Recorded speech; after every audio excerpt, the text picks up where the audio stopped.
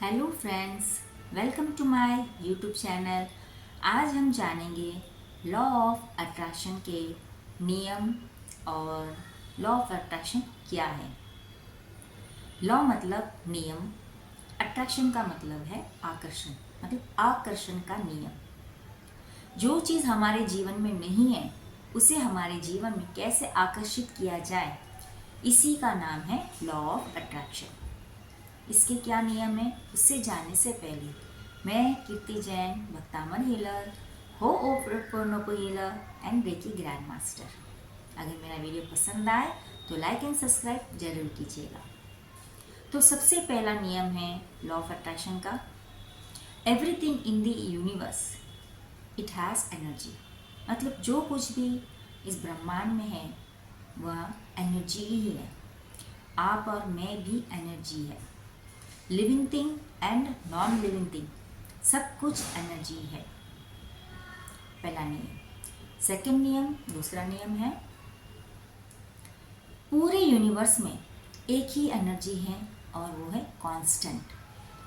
पूरे ब्रह्मांड में एक ही एनर्जी है।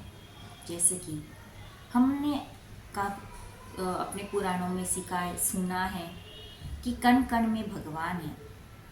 इसका मतलब यही है कि आपके अंदर जो बसा हुआ है, मेरे अंदर जो है वो सब एक ही है। जो लिविंग थिंग है उसके अंदर भी वही ऊर्जा है और नॉन लिविंग थिंग में एक ही ऊर्जा है।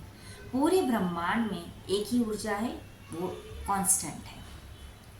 तीसरा नियम, एनर्जी को ना तो हम पैदा कर सकते हैं ना ही हम मार सकते हैं, सिर्फ उसका ट्रांसफॉर्म कर सकते हैं एक फॉर्म से दूसरे फॉर्म पर।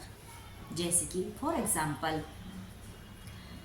किसी की सोल ट्रांसफॉर्मेशन हो जाती है, मतलब किसी का एग्जांपल इस जन्म में है, वो मनुष्य जन्म में, उसका ट्रांसफॉर्म होकर दूसरे जन्म में वो जन्म लेगा तो क्या होगा, उसकी आत्मा तो वही है, खाली उसका शरीर बदल जाएगा एक फॉर्म से दूसरे फॉर्म में। एक और एग्जांपल देती हूँ। जब आप पानी लोगे और पानी को फ्रीज करोगे तो क्या हो जाएगा, उसका आइस बन जाएगा। मतलब पानी तो एनर्जी है और उसका हमने क्या कर दिया है, फॉर्म चेंज कर दिया, बर्फ़ में चेंज किया है। और वही बर्फ़ को हम वापस, आइस को हम रूम टेम्परेचर में रखेंगे तो क्या हो जाएगा, वापस वो पानी में परिवर्तित हो जाएगा। मतलब एनर्जी वही है, हम सिर्फ क्या कर रहे हैं, उसका ट्रांसफॉर्म कर रहे हैं एक फॉर्म से दूसरे फॉर्म में। तीसरा, अभी चौथा नियम, इस पूरी दुनिया में सब कुछ क्या है, एनर्जी। और हर एक एनर्जी की क्या होती है, वाइब्रेशन। और हर एक वाइब्रेशन की क्या है, फ्रीक्वेंसी। हर एक वाइब्रेशन की अलग अलग फ्रीक्वेंसी होती है। और last and fifth rule of this law of attraction वह है, हर वाइब्रेशन की अपनी एक फ्रीक्वेंसी होती है। और जब हम एक फ्रीक्वेंसी और दूसरी फ्रीक्वेंसी जब मैच होती है, जब हमारा अट्रैक्शन होता है, जब हमारी ऊर्जा उस फ्रीक्वेंसी से मैच करती है तब हमारी अट्रैक्शन होती है। फॉर एग्जांपल, जैसे कि आप अपने पापा को फ़ोन लगाओगे तो आप अपने फ्रेंड से बात नहीं कर पाओगे। आपने किसको फ़ोन लगाया था, अपने पापा को, तो आप उसी से बात कर पाओगे, ना कि अपने फ्रेंड से। वैसे ही जब आप अपनी गोल मैनिफेस्ट कर रहे हो, आप अपनी उस फ्रीक्वेंसी, आपकी फ्रीक्वेंसी उस गोल से मैच नहीं करेगी तब आपके जीवन में अट्रैक्शन नहीं होगा।